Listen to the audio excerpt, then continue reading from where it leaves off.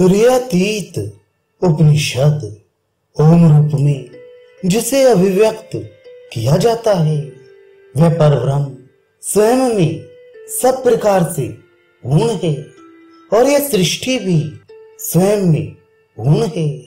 उस पूर्ण तत्व में से इस पूर्ण विश्व की उत्पत्ति हुई है।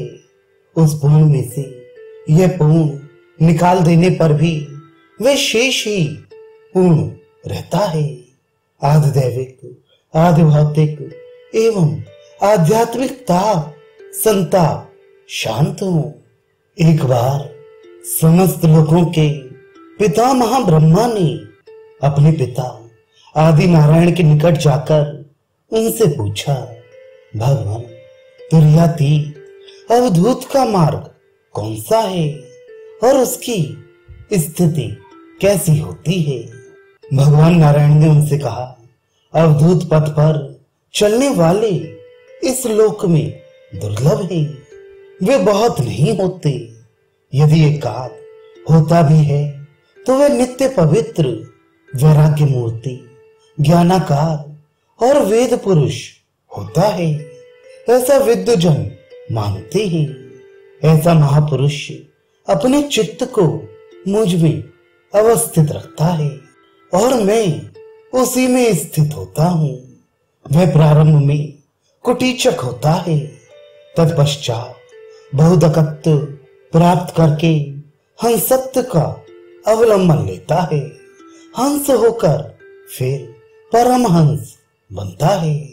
वह निस्वरूप के अनुसंधान द्वारा समस्त प्रपंचों के रहस्य को जानकर दंड कमंडल कटिसूत्र कौपीन आच्छादन वस्त्र और विधि पूर्वक की जाने वाली नित्य क्रियाओं को जल में विसर्जित कर देता है और दिगंबर होकर जीर्ण वल्कल और मृत चर्म के भी परिग्रह को छोड़कर समस्त प्रकार का निषेध करके क्षौर कर्म अभ्यंग स्नान तथा ऊर्ध्वपुंड्र लगाने को भी छोड़कर वैदिक और लौकिक कर्मों का उपसंहार करके सर्वत्र पुण्य और अपुण्य को भी त्याग कर ज्ञान और अज्ञान को भी छोड़ देता है।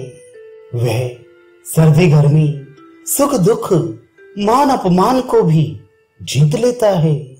वह शरीर की तीनों वासनाओं सहित निंदा अनिंदा गर्व मत्सर दंभ दर्प इच्छा द्वेष क्रोध लोभ मोह हर्ष अमर्ष असूया और आत्म संरक्षण आदि को भावाग्नि में जलाकर अपनी काया को मुर्दे की तरह दिखता हुआ प्रयत्न और नियम के बिना लाभ और हानि को समान करके गौ की तरह जो कुछ मिल गया उसी में संतोष करके प्राण धारण किए रहता है।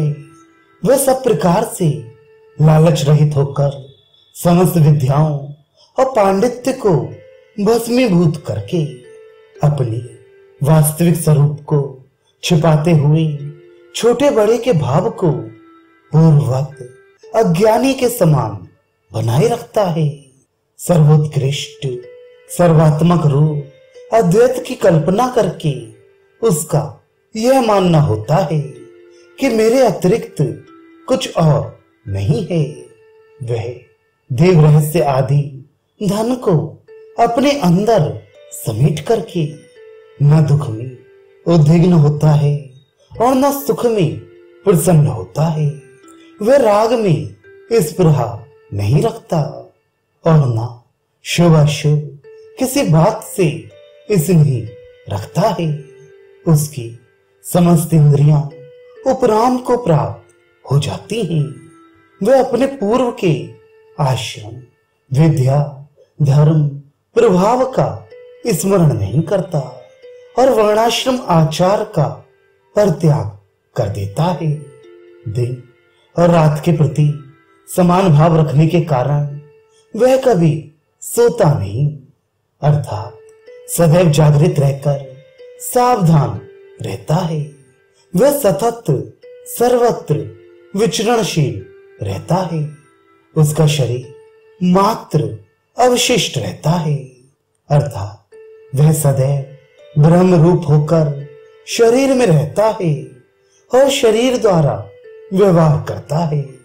जल स्थल, सरोवर, कूप आदि उसका कमंडल होता है।